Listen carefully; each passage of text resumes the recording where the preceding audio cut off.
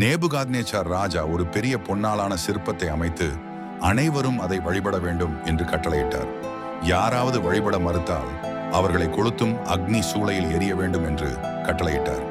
அதை கேட்ட மக்கள் அனைவரும் அந்த சிற்பத்தை வணங்கினர். ஆனால் எபிரேயர்களான தானியேலின் 3 நண்பர்கள் ஷாத்ரக், மேஷக், ஆபேத்நேகோ என்ற மூவர் மட்டும் வணங்கவில்லை. அவர்கள் பொற்சிலையை வழிபட மறுத்தனர்.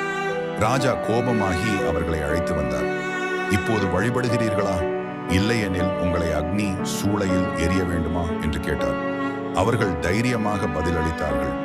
நாங்கள் உங்கள் பொற்சிலையை வழிபட மாட்டோம். எங்கள் தேவன் எங்களை காக்க வல்லவர்.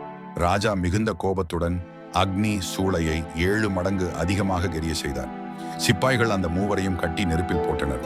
அதை பார்த்து கொண்டிருந்த ராஜா திடீரென ஆச்சரியத்துடன் எழுந்தார். நாம் மூவரைத்தானே எரிந்தோம் அல்லவா?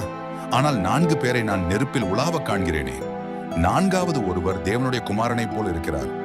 ராஜா உடனே அவர்களை பார்த்து, உண்மையான தேவனுடைய பிள்ளைகளை வெளியே வாருங்கள் என்று அழைத்து அவர்களுடைய தேவனை பாராட்டினார். தேவன் தன் தூதனை அனுப்பி அவர்களை பாதுகாத்தார்.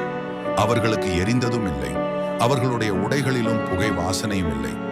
அன்றிலிருந்து யாரும் ஷாத்ரக், மேஷக், ஆபேத்நேகோவின் தேவனை எதிர்த்து பேசக்கூடாது என்று கட்டளையிட்டார்.